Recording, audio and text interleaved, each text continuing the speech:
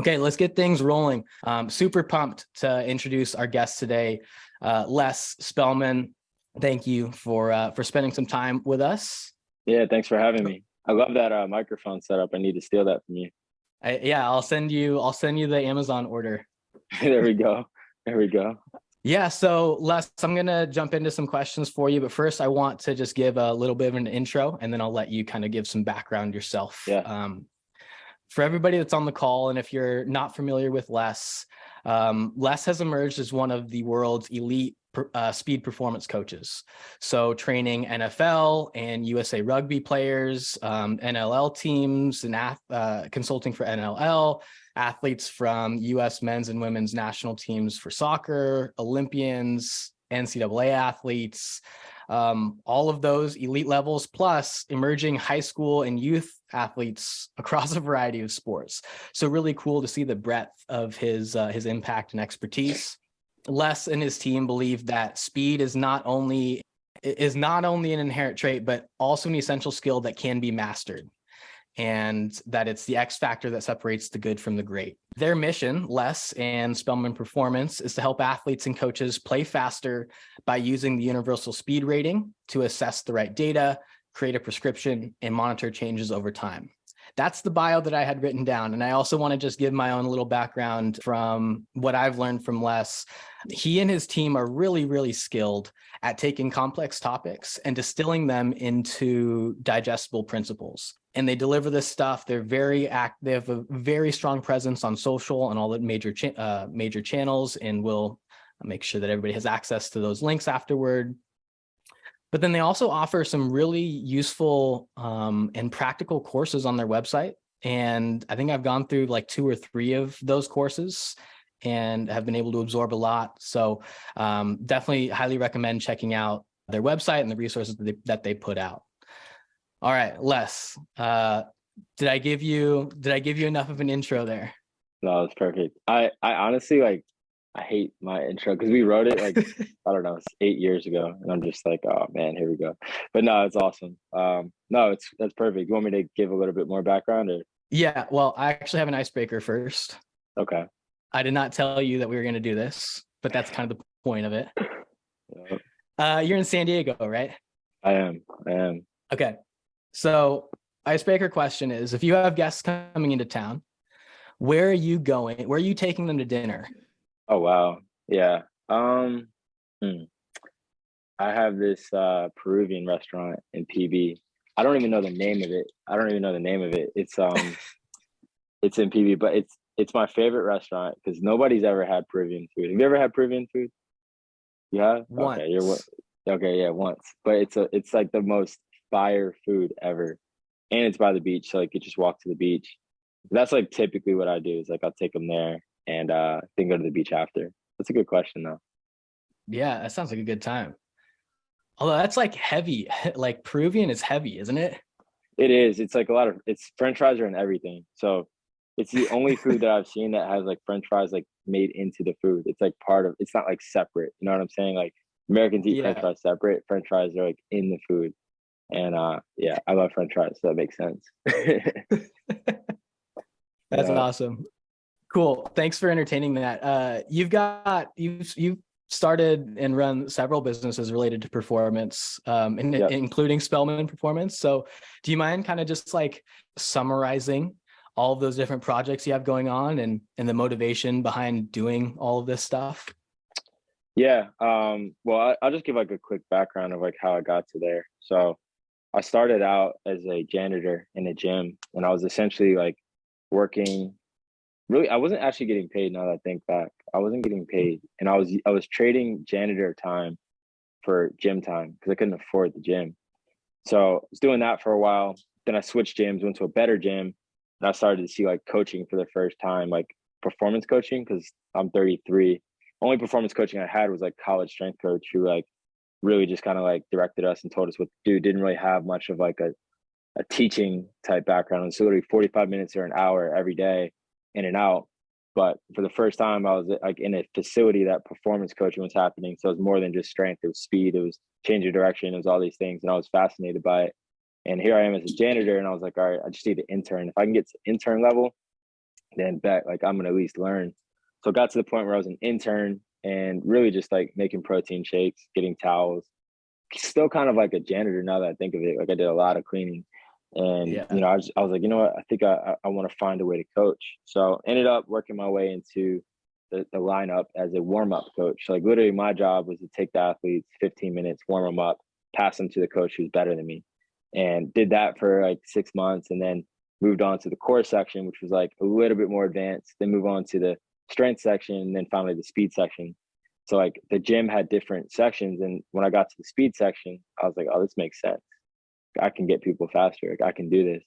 So essentially what happened was I had an opportunity to play rugby, which is how I met Dan and everybody at the Volt team. Came out to San Diego, got an easy job that was training kids, like literally when I say kids, like 8, 9, 10 years old. Like that was my niche. And work with those athletes. Those kids became middle schoolers, became high schoolers, became pros, and college kids, like, you know what I mean? So I just kind of worked my way up. So eventually I was like, next logical thing, the top of the industry is really just own a gym. So went out, got some money together, got some ownership in a gym. I was like, cool, I'm going to build this out. I'm going to live here the rest of my life. I'm going to build out this gym and, be a millionaire. And that's not really what happened. So I built the gym, got to the point where monthly revenue was high, making a profit, but I was miserable. I'm working like 18, 20-hour days. And all I do is like wake up, go to the gym, come home, go to sleep. And it was cool, but I was like, this isn't what I want. Like I wasn't intellectually stimulated. I wasn't getting what I wanted to get. So I actually just decided to walk away completely, like clean, didn't make any money from it. And I actually ended up working with Kobe Bryant after this. Like I had an opportunity to work with Kobe, took it, very little money at the time, and was like, cool, Kobe's my favorite basketball player, favorite athlete, favorite human. I'm gonna take this opportunity. And, from that point forward, it kind of launched into like I was now like in the spotlight because I had first round draft picks, I had top NFL guys, I had all that. But it was weird because even though I got to that point, I still didn't have control over the product because I didn't own it, and had a really good opportunity, really, really good offer. And I turned it down and met a guy who's now my investor and business partner. And who's like, hey, look, if you have an idea, then let's build on it. And I had an algorithm that I just built. And he's like, let's invest in it and let's build it. And that was 2.5 years ago.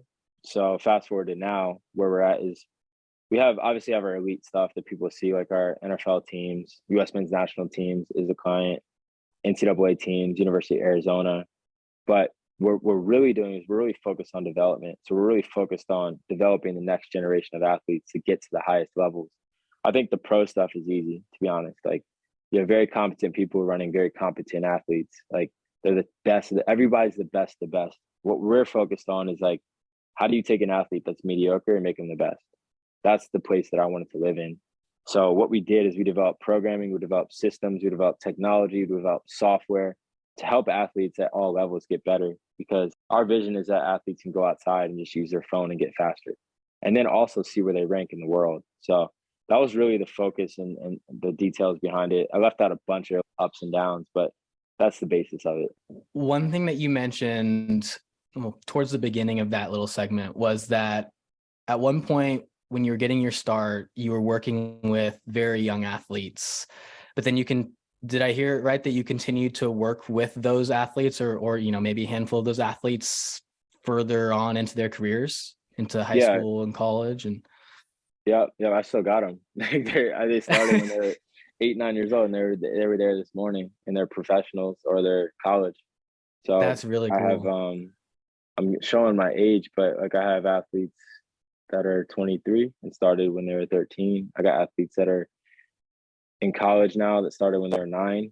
I have a 19-year-old that started when she was 10, and she was here this morning. So yeah, like it's been a lifelong thing. I had this thing called an academy, and it started with these young kids, and then a high percentage of them ended up in the Olympics in like high level sports.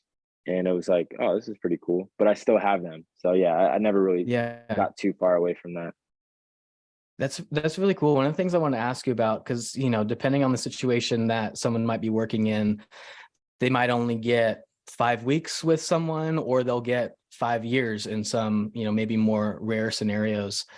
But if you're a sport coach at a high school or a college, you might have your athlete for 4 seasons, right? So could you talk a little bit about what is that when it comes to speed development, what does that map or that journey look like for one of your athletes when you're working with them across 4 or more years? Yeah. Well, the main thing is relationship, because you're going to have ups and downs. And if you don't have relationship, the downs are worse than they are and the ups are better than they are. So relationship is first. And second is just make sure that you have the right exposure. So if you have a lacrosse athlete and all you're doing is tempo running, all you're doing is aerobic running, all you're doing is bike, they go out and play the game. There's a lot of high speed plays. There's a lot of explosive plays. There's a lot of decelerations and changes of direction. So if you're not training those qualities and you're not training them with the right volume, like how much did they do? The right intensity is how fast did they do it? The right density is how many breaks did you take? And was it like a 2 second break or was it a minute break? And then, if it's football, it's collision. But really what you're thinking about is, can I fill those buckets, volume, intensity, and density? And how close to the game does that look? So that's step two. So before I even customize anything, it's like, do we cover their demands of the game? So if you have to cover 5,000 yards in a game and I'm training you to only cover 1,000, it doesn't matter how fast you are, because you're not going to be able to cover the distances in a game you need to cover. Then the third thing is work on qualities in isolation. So I spend a day typically working acceleration qualities, where it's heavier resisted runs, it's shorter accelerations. It's typically from a static stance, so like starting positions. That's one day. Another day is like a power day. So it's like kind of in between excel, kind of in between velocity. And that's more of like the middle of a run. So that's like working on transitioning to upright, transitioning to speed. It might be curve runs. It might be things that are a little bit further run. And then I spend a day that's high velocity, where it's like run as fast as you can. From working with the University of Arizona, what we've realized is that athletes that can hit at least 90% of their top speed within every 7 days, so every once a week, are going to continue to get faster or at least maintain their speed. Athletes that don't hit that 90% threshold are not going to maintain their speeds throughout the season. So what we see in most sports is that athletes drop off in speed. Athletes aren't going to continue to get faster throughout the season. And, it's our custom to think that this is normal. Well, it's actually not that normal. We had 47 new top speeds in season in a Pac-12 season. So what does that tell you? It tells you that if you just do the basics, where you actually hit the right volumes, the right intensities, the right density, and the right exposures and the right speeds, then you're going to be good. So I break it up into those 3 days. Now, if I only had 2 days, I just do excel and velocity. If I have one day, I typically just do a combination. But making sure that each day follows that path. And then from there, the simplest way to think about it is like every 4 weeks is a cycle. So if you look at a month, you look at, whatever, like I think of 4 weeks as a cycle. So I always think there's 3 weeks to build and there's 1 week to recover every cycle. So no matter what part of the year, I'm following that path. 3 weeks on, 1 week off, 3 weeks on, 1 week off. If you really are like working with a high end, like Formula One type athlete, like fast, it's 2 weeks on, 1 week off. But 3 weeks on, 1 week off in that format. And if you do those things right there, like you're better than 90% of the speed coaches I've seen. That actually aligns really well with the way that we organize our programming for our coaches, where we're leveraging typically a 3-week training block and then a 1-week unload. Now, when it comes to implementing a speed training program alongside or concurrently with strength training, as you're looking at organizing your week and organizing your training sessions, you've got your strength training, you've got your speed, you've got your technical, tactical, sport specific stuff. Do you have any recommendations on, should we be scheduling the speed and the strength on the same days? Should they be should they be alternating throughout the week? Do you have a recommendation on kind of organizing that training week? Yeah, for sure. So it's custom to think that all these things are different. It's like the way that job titles are is they create silos. So you have a strength coach, you might have a speed coach, you might have a skill coach, you might have a head coach, right?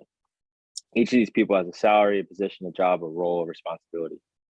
Typically what happens is in high level sport even is each person has their own plan and there's not a lot of communication between those. So like what happens is that the speed coach does one thing, the strength coach does another thing, the tactical, technical coach does another thing. And the adaptation is nothing or worse, typically. So in high level environments that I've seen, winning teams, we just spent a couple of days with TCU football, who's now number 4 in the country, probably headed to the playoff. They got 2 more games. But what I see there is that it's a concurrent, it's stacking the stressors. So if I look at acceleration, I look at being able to start from static positions. That's a high force, high horizontal force based activity. What do I want to match that with? I want to match that with something in the weight room that's max strength, because that's the quality that I'm trying to build. Excel and max strength go together. So I'm going to build that. Also, if I'm looking at the field work for that day, I don't want to do like a light day on the field and heavy Excel, heavy weights. Like that's the day that if I'm turning on the oven, I'm going to cook everything during that day, right?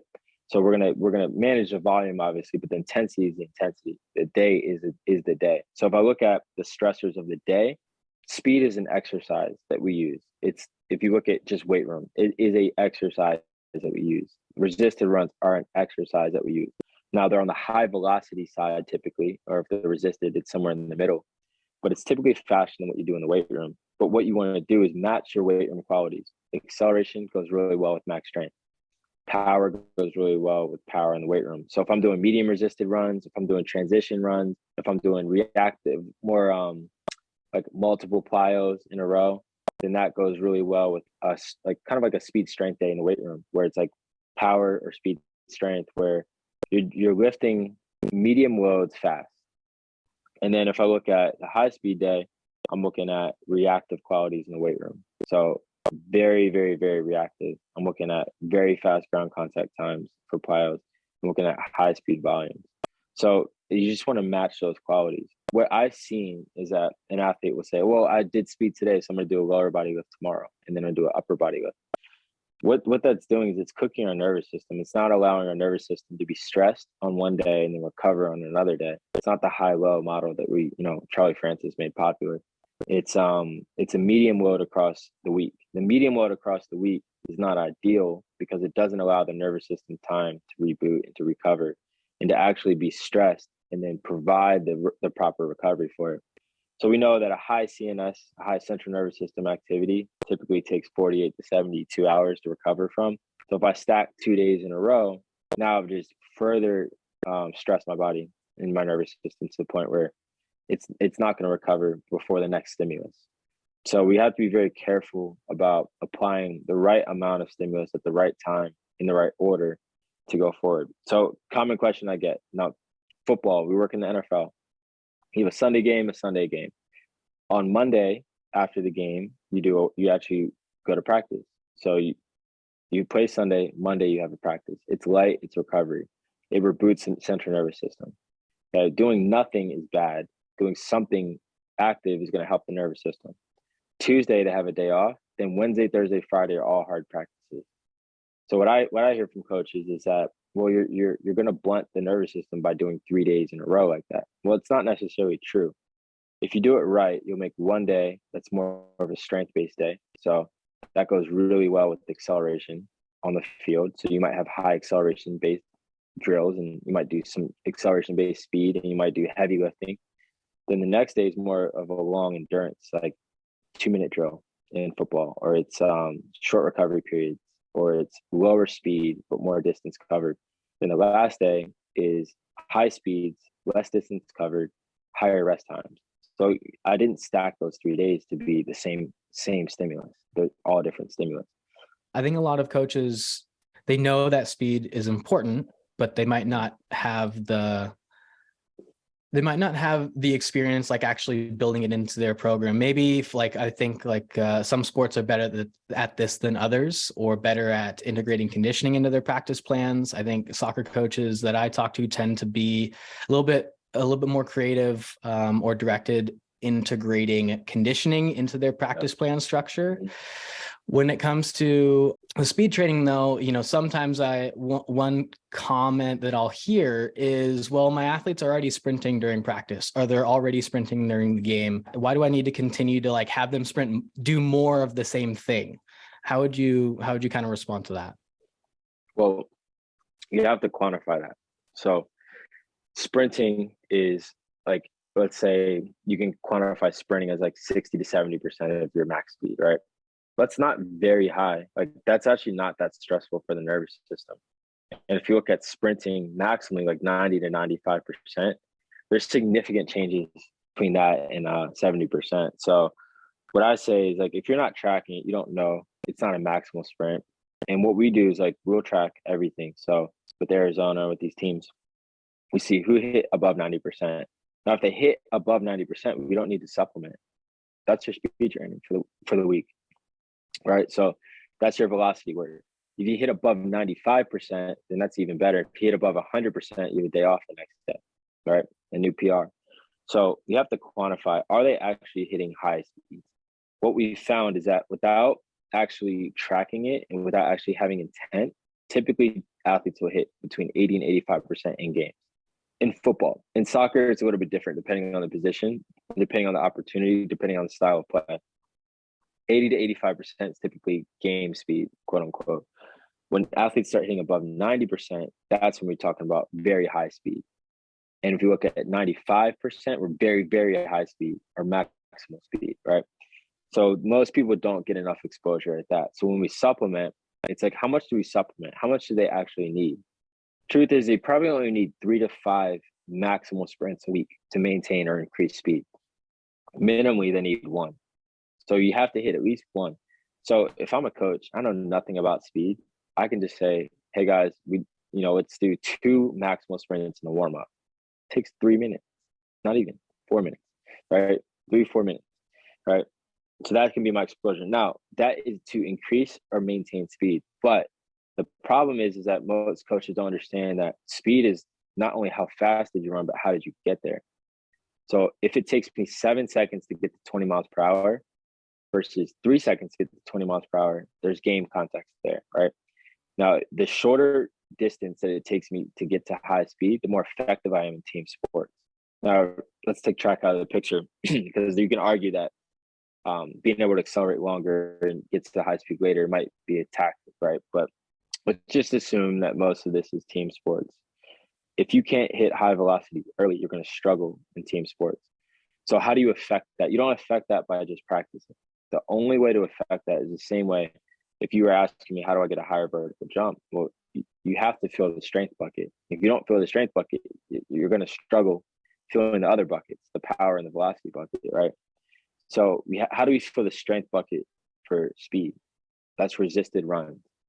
So with the Pac-12 team, couple Pac-12 teams this year, we had resisted running as part of the program, 3 to 4 reps per week only. And they were heavy and they were maximal. And that's how we maintained our ability to accelerate in the early part of the run. And as we got towards championship season, we started getting to more power, so lighter resisted and very light resistance. And that's what increases our ability to accelerate early. So when coaches say, well, we get enough exposure, well, number one, did you? Because if you're not tracking it, you probably didn't. So you do need to supplement 1 to 5 sprints, 1 to 3 minimal, 3 to 5 is pretty much where you increase it. And then you need to do some type of resisted running. And if you don't have resisted runs, do hill runs. If you don't have hill runs, have them grab their waist and run. But it's not hard to get a resisted run in. You do need that maximal horizontal force in order to accelerate early. And that kind of bridges the gap between the strength that's typically built in the weight room, that vertical expression versus the horizontal, right? Can you talk a little bit more about that? Because I think that's an area where it's difficult to get that horizontal exposure in the weight room, right? Yeah. And that's where a lot of our coaches spend a lot of time. Yeah, 100%.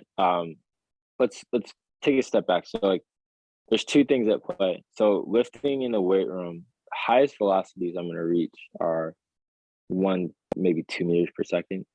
You reach 2 meters per second in like 0.5 seconds in a run, right? It happens so fast. So the velocity is higher. Second thing is the magnitude and the direction of force is different when you're sprinting. So there are athletes out there that have maximal vertical force capabilities that are extremely strong that struggle to accelerate. And that's really like a transfer thing. Like either it's they can produce force for a long period of time in the weight room and that's why they're strong, or they can do it very fast, but they can't translate it. But there's typically something missing. Now, if you look at the degrees of separation of a trap bar deadlift from sprinting, it's several degrees of separation. Now, if I take any athlete in the world that's 14 years old and get them stronger, they're going to run faster. But there's a point where that it starts to diminish, right? So when I get to 23, 24 years old, if I apply that same stimulus, they're not necessarily going to get faster. I have to be more specific. So that's one thing. The second thing is like, I just need to be more specific. Like if I want to get better at running, I need to run. And the more specific exercise closest to running is resisted running. So developing horizontal force capabilities, you can develop total force capabilities with the weight room, but it doesn't always translate to the horizontal.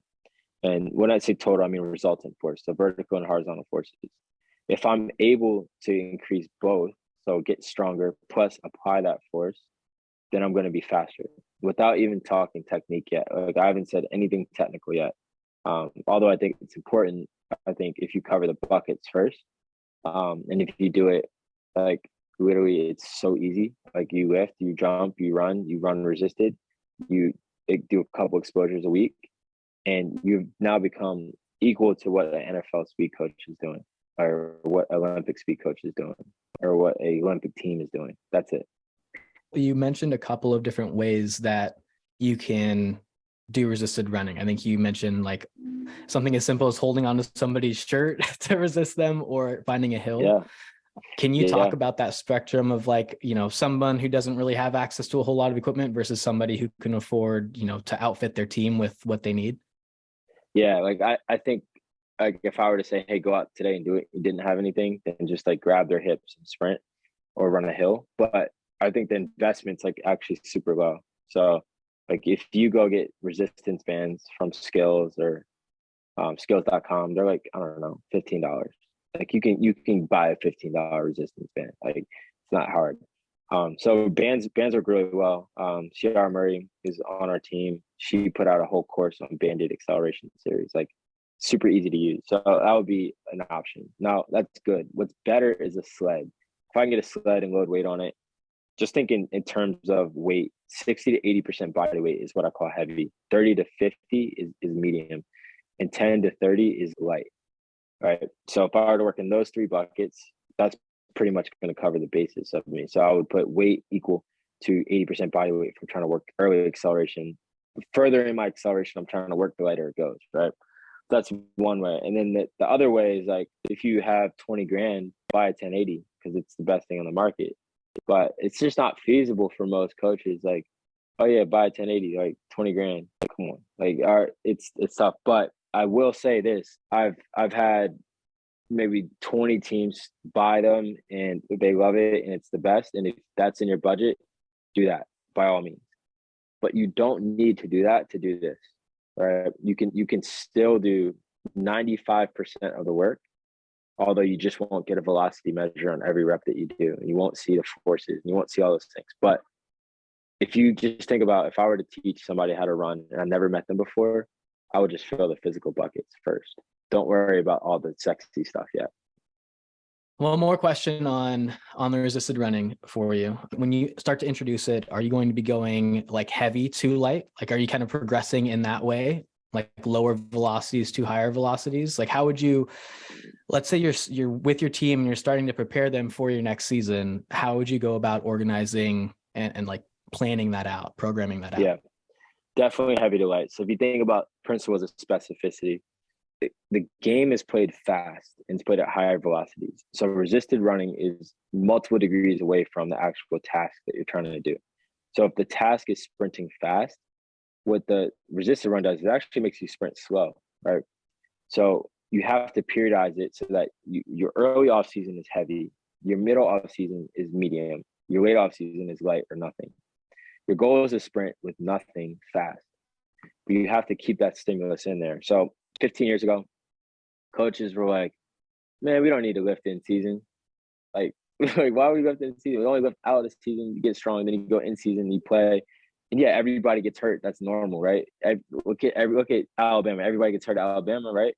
So it's a terrible philosophy because you have to be able to take forces and redirect forces in the ground.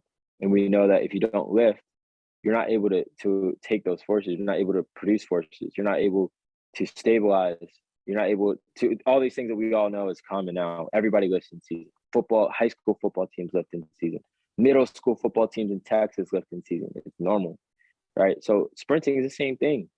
It's like you have to be able to direct forces into the ground to go forward. And if you don't do that, you do get hurt. As soon as you aren't able to do that correctly, something goes, right? So you have to keep an aspect of each of those qualities, even during the season, what we call minimal effective dosages. So small dosages, right? If I take 1 Tylenol, I'm good. Headache's gone. If I take 100, I'm in the hospital, right? So I'm trying to redline my qualities in the off season. I'm trying to go as hard as I can. I'm trying to build volume. But when I get in season, I'm starting to touch on qualities. I don't want to take resisted running completely out. I just want to touch on it. I just want to touch it, back off, touch it, back off. And same thing with velocity. Coaches are right. You do get a ton of velocity work in season if you're doing practice right, if you schedule it right, if you plan it right, if you allow players to get supplemental sprints. So maybe you don't need to do top ups, but if you do, just touch on it. I said 1 to 5 reps, and when I say 1 to 5, I mean 5 is like maximum. You don't need more than 5, right? We're not a track team, so.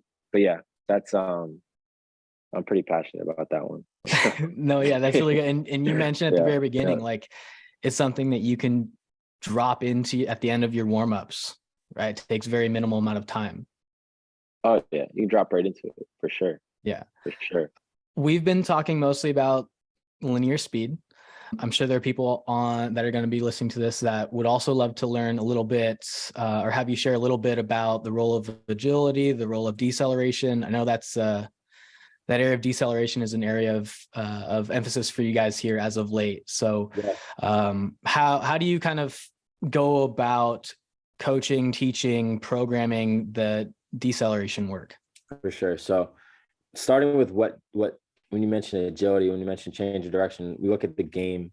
We always want to go back to the context of a game. Like, what is agility? What is change of direction? What does that look like in a football game versus a soccer game versus basketball? Right. So football has very high speed decels, or basketball has a lot of micro decels, a lot of changes of direction at lower speeds, but very aggressive laterally, right? Or tennis. What does that look like? Once you define what that looks like, the first thing you want to look at is physical qualities. How do we decelerate? So we want to look at, do you have the necessary eccentric forces to decelerate? Do you have eccentric training in your program? Is that become a staple in your program? Can you accept the forces that you're going to experience? And then can you do it at high speeds? So what I see is I see a lot of lateral work. I see a lot of footwork. Well, that's not what happens in a game. What happens in a game is extremely violent heel first foot plants that slow your body momentum down, that drop your hip violently as fast as possible, right? That's what happens in a game. So if you're not training that, then you're not training deceleration and agility. So I look at it this way: physical quality first, deceleration second. So deceleration is ability to stop your body's momentum. The bigger you are, the stronger you are, the faster you are, the harder it is to stop. As soon as I make you faster, I just increase your time to deceleration complete. So I need to train those qualities together. So as I'm training you to decelerate at higher and higher and higher speeds. Now the next piece is change of direction. So the first thing that happens before change of direction is the deceleration. We call them uphill and downhill cuts. If I cut downhill, I have to brake first. I have to slam on the brakes to go back downhill. If I'm going uphill, I'm trying to maintain speed. So we spend a considerable amount of time training athletes to go downhill. Like, can you go downhill? Can you brake early, change your direction, and then come downhill? And what we see a lot of is athletes that are with coaches that are training them to basically stop on one step. It's not possible. It's a multi-step process. It takes multiple steps to slow your momentum if you're running fast. So we call it penultimate footstep is what initiates the deceleration. When I'm running fast, put my foot in the ground, penultimate step. Then from there you have you have a couple more steps, then you have your final foot contact. So in between that's your deceleration. And if you were to really think about it and you look at research as early and late, if I control it early, I'm better at late. Meaning if I control my momentum early, my late phase of deceleration doesn't have as much mechanical stress on it. So my last foot contact doesn't have 20 miles per hour of force going into one step. You want to slow it down so that becomes a redirection step. So that's step 2. Now, step 3 is agility. Now, what agility is unplanned activities. So I don't know where I'm going, right? So I've taught you how to decelerate. I've taught you how to change directions, go uphill, downhill, wherever. Vectors. Jordan, who's at Cal, has a great book on this called The 8 Vector System, if you ever want to read it.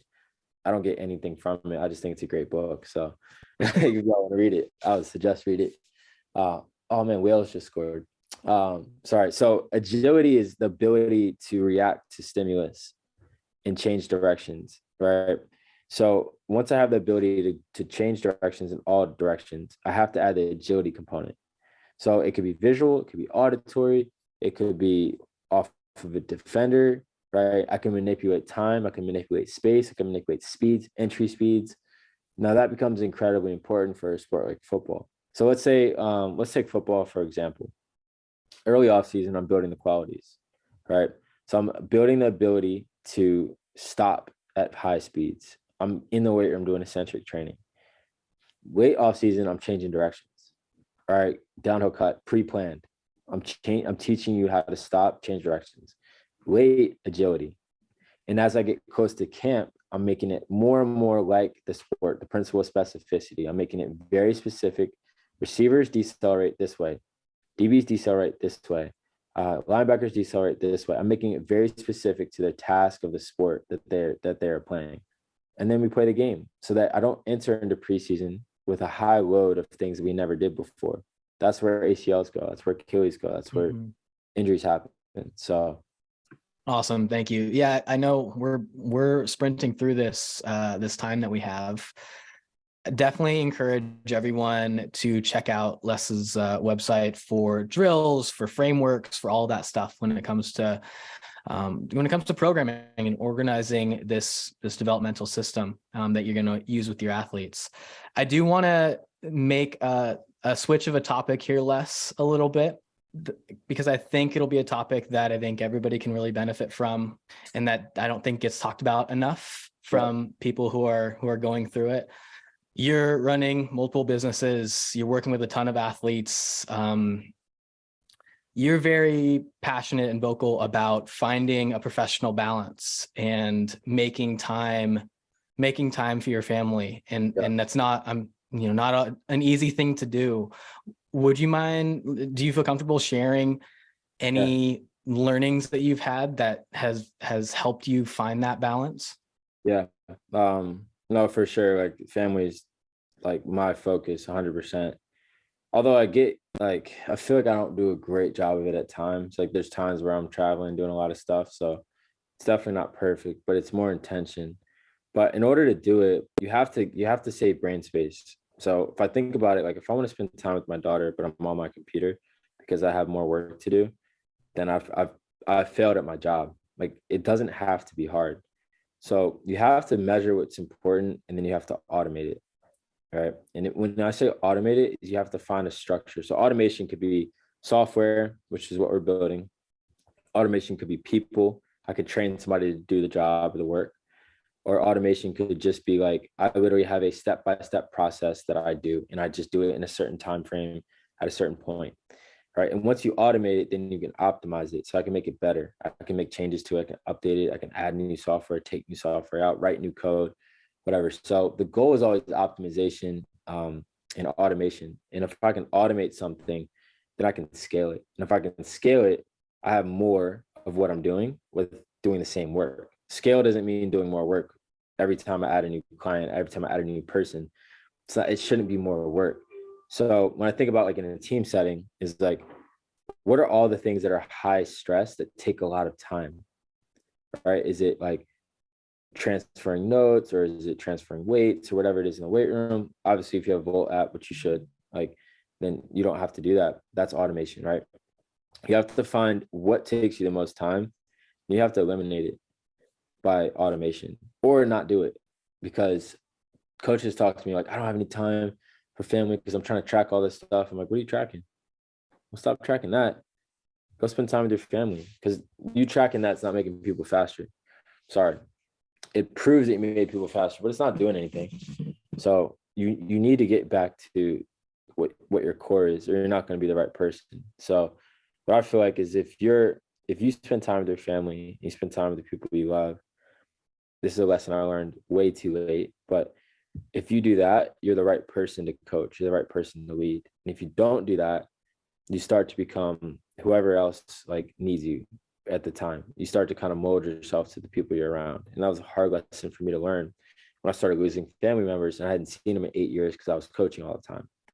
So the point is that in order to spend more time with my family, I have to remove things off my list. I can't just say, oh, I'm not going to do that. I have to automate those things with either people or software. Which Vault does. Yeah.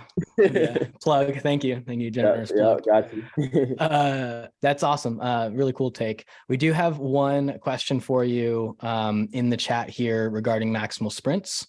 So I can just read it straight from the chat if you want, Les. I read it. Sure. Oh, cool. You want to take a hack at it? Yeah. Actually, here, let me read it first, and in case anybody's listening to the recording here.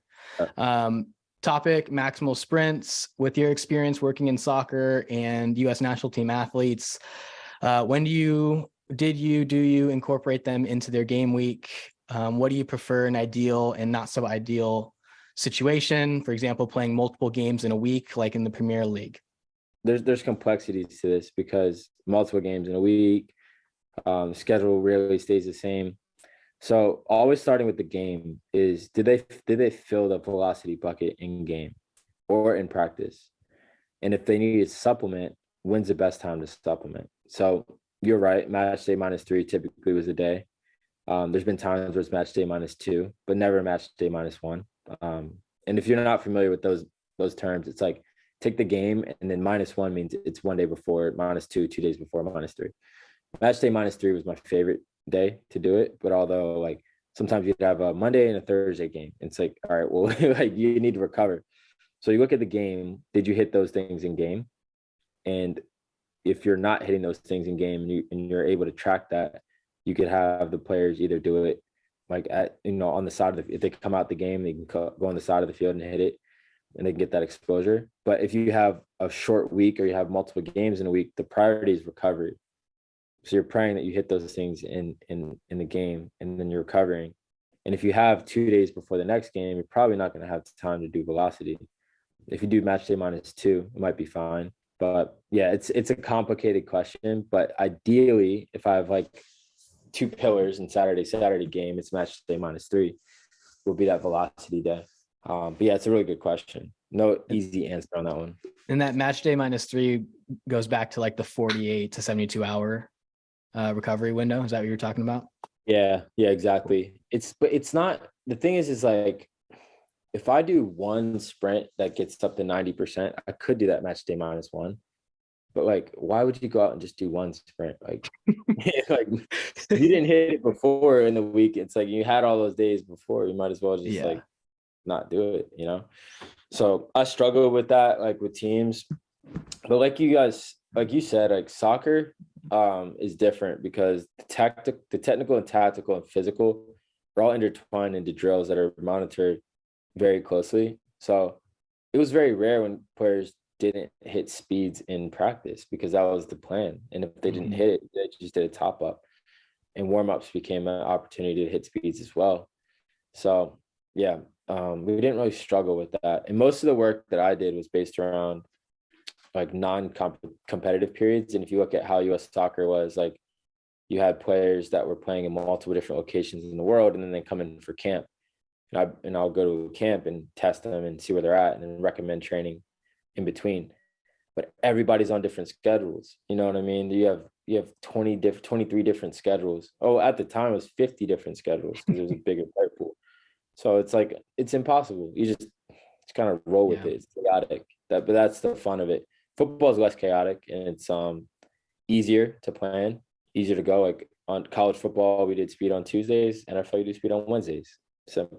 Wednesdays or Thursdays. One more question for you, Les. from Ian in the chat. Sprint volume tolerance. How do you coach players to be able to hit near top speeds at the end of a game or after a burst of sprints in a game? Are you saying like how do you train them to be able to do that at the end of a game? That's how I'm interpreting the question. Okay, yeah. yeah. How do you build their ability to do that? So when we're talking capacities, like there's a lot here. So let's say like an average sprint volume for an athlete in the, let's say football is like sprints above 70%. Let's say you're hitting like 300 or 400 yards. So if I'm only training the athletes to hit like 100 yards and I've sprinted multiple times in a game and I'm so far past that, they're going to fall off at the end of the game. So there's one part, like, are you hitting the right intensity at the right volume? Do you have the right volume of high speed distance? Now, the next thing is like, do you have enough actual like total volume? Have you conditioned them to be able to handle massive amounts of walking and jogging and low speed running? Because like it does have an effect. It has a dulling effect on your speed as the game goes on.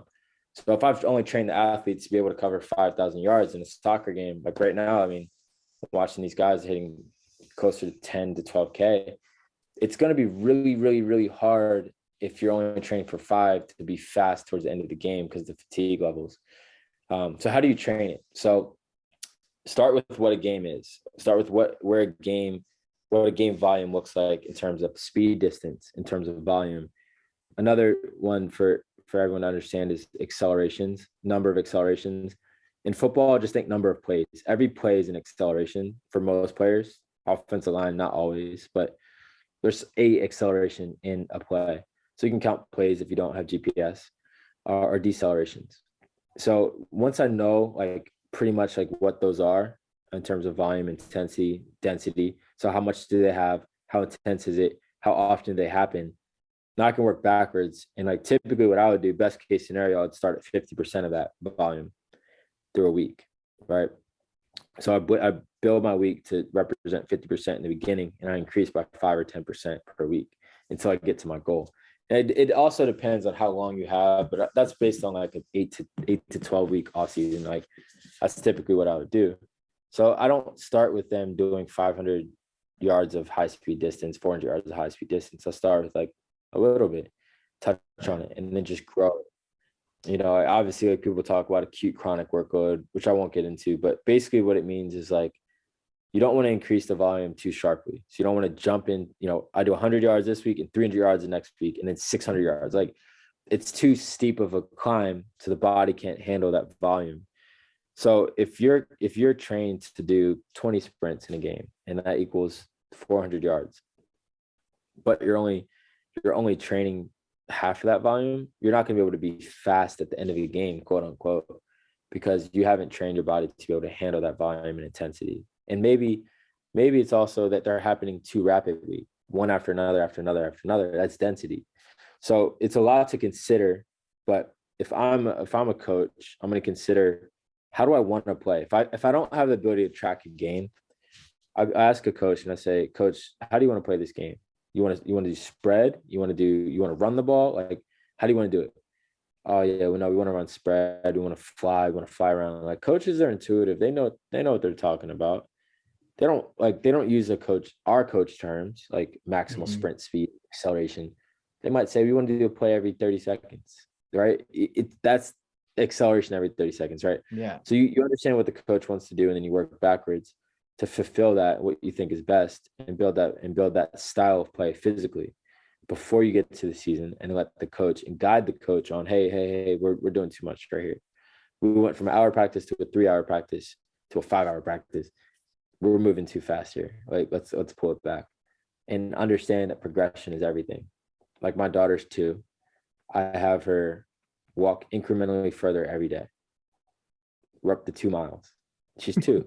It's crazy that like people think I'm crazy, but if I had her do 2 miles 2 months ago, it's too much, but incrementally it makes sense. So it's the same thing. Yeah. I'm glad you pointed out that, the time that it takes to develop that capacity, 8 to 12 week. I think you mentioned a 12-week off season. Like it's today, as we're doing this, it's almost Thanksgiving. So we're at the end of November. And so 12 weeks from now, that's like spring sports season starting up, right? So like it's going to take a good amount of time to develop all of those capacities.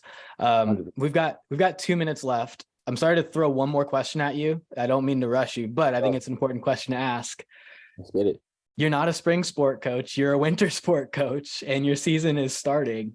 And you know that this stuff is important, but you're just kind of now learning about it. What can you do or start doing with your team? How can you responsibly start taking the right steps in the right direction if your season is only a couple weeks away? Oh, this is like a fake question. Yeah, this is fake question. But like for you guys in California, you got soccer starting in the winter, right?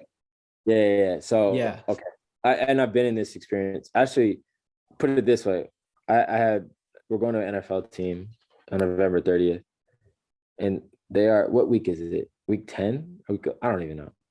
They're 10 weeks into the season and they want to start. So it doesn't really matter where you start. I think it just goes back to filling those buckets in micro doses. So like people think the season is not a time to get better. Like, and that's like it sounds like really, I don't know.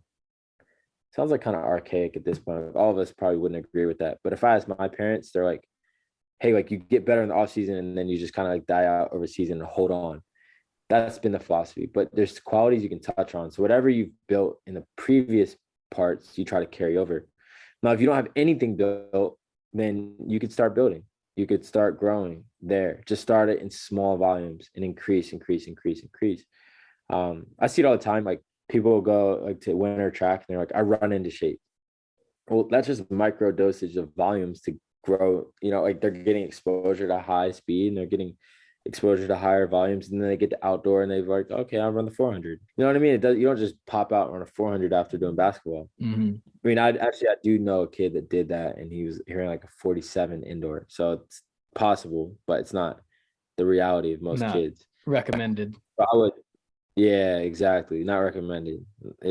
Oh my God, I got a story. I'm gonna take too much time. I ran an 800 in college one time because I got in trouble, and like I was late to a practice. So my coach says, you got to run the 800. And I'm like, all right, cool, coach. Like, no problem. First meet of the year, not in shape. And I'm thinking it's 2 laps, but we're running indoor, and indoor is 4 laps. But I didn't know that because it was my first track meet running an 800. And I ran 2 laps and stopped. And I got in more trouble because I stopped. But I finished the 800 in like just under 3 minutes. It was terrible. And I walked the last 2 laps. But yeah, not recommended to just pop out and run a 400. So it's micro dosages. So let's take track because it's a very easy example to understand. If I am starting a track season and none of my athletes have trained with the past couple of weeks, and they're all 800-meter runners or 400-meter runners, you're probably going to start them either longer distances, so higher volume, less intensity, or shorter distances, which is higher intensity, less volume, right? You're not going to start them at their event. And it's the same thing in basketball, soccer, football, everything. Like if you only have 2 weeks to lead up to it, you're going to start them at either high volume and work towards intensity, or high intensity and work towards volume. It just depends on your philosophy. And but yeah, that's how I would think of it. It sounds like that if you don't have 12 weeks to prepare for your season, you're starting 3 weeks out or whatever, the goalpost just shifts, right? Like you're not going to be ready in 3 weeks. So you just still plan out, the best you can do in 8 or 12, and understand that your target is just moving further into the season. Yeah, it's riskier, but it's less risky than doing kind of nothing and just like expecting it to work. Like, yeah, you're going to take risk, and you have to understand the risk is injury. The risk is what it is, but the longer you have to prepare, the less risk you have. But just like contact in football, you can't just go right into playing a game. You have to build your ability to withstand contacts. Contact starts low, and then it increases high volume, increases intensity to the point where you're banging, you're hitting.